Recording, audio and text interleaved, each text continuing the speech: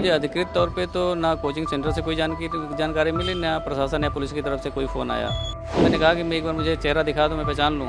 तो बोला सर ये पुलिस केस है, हम दिखा नहीं सकते। 6 बजे 6:30 बजे के बाद दोबारा गया मैं। तो मैंने कहा भैया आप तो दिखा दो, रात में तो आप मना कर रहे थे, रात में नहीं दिखा सकते। तो बोले अभी जब तक पुलिस नहीं आएगी, आईओ नहीं आएंगे, तब तक हम नहीं दिखा सकते। मेरी ये डिमांड है कम से कम कि जो कोचिंग के ओनर हैं उन पे गैर इरादतन हत्या का मुकदमा ज़रूर दर्ज हो।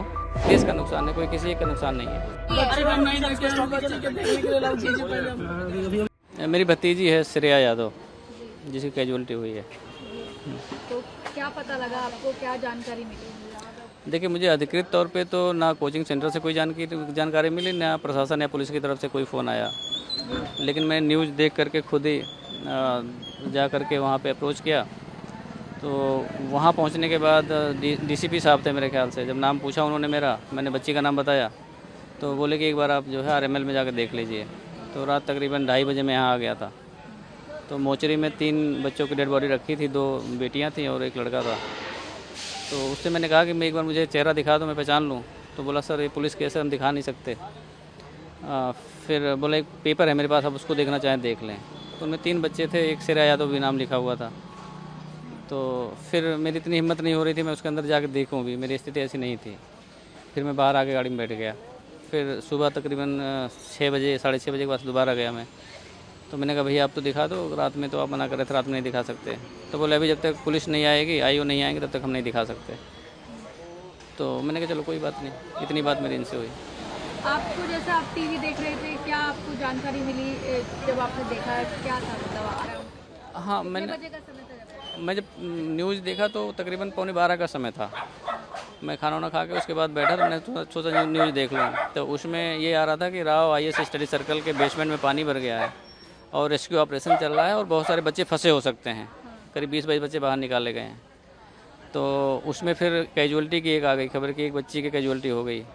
फिर मैं 5-7 मिनट बाद 2 बच्ची की कैजुअलिटी आ गई। तो चूँकि एडमिशन मैंने ही कराया था तो मुझे पता था कि उसी में है। फिर मैं मुझसे नहीं रहा गया, मैंने कहा कि अब मैं जाके देख के आता हूँ।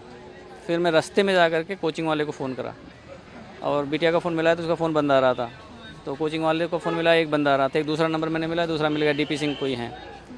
तो डीपी सिंह से मैंने पूछा, मैंने कहा कि क्या आपके कोचिंग में इस तरह कोई घटना हुई है? बोले हाँ हमारे कोचिंग है, रेस्क्यू ऑपरेशन चल रहा है।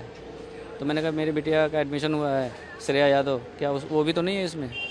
तो बोले सर अभी नाम तो नहीं बता सकता, पर 2 कैजुअलिटी हुई हैं, 3 कैजुअलिटी हुई हैं, 2 बेटी और 1 बेटे की हुई है। तो फिर मैं मतलब बहुत ही मिसमैनेज लग रहा था। तो मुझे लगा कि पहले मैं जाके पीजी में देख लूँ उसके, क्योंकि पीजी मैंने दिलाया था, मैंने रखवाया था। तो मैं पीजी में करीब 1 बजे पहुँचा। तो 1 बजे जब पहुँचा वहाँ देखा तो उसके रूम में ताला लगा हुआ था। तब मेरा डाउट और हो गया कि फ़ोन मिल नहीं रहा है, रूम में ताला लगा हुआ, रात 12-1 बज रहे हैं, तो अगर होती तो यहीं आती। फिर मैं दोबारा वापस आया, वहाँ डीसीपी साहब से मैंने पूछा तो उन्होंने बताया कि आप एक बार आरएमएल के में जाके मोचरी में देख लीजिए। तो मैं करीब 2:30 बजे से यहाँ हूँ रात।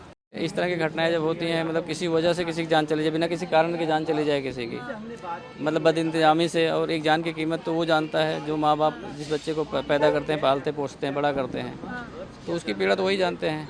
अब जो सिस्टम की जिम्मेदारी है वो सिस्टम को अपनी जिम्मेदारी को लेना चाहिए।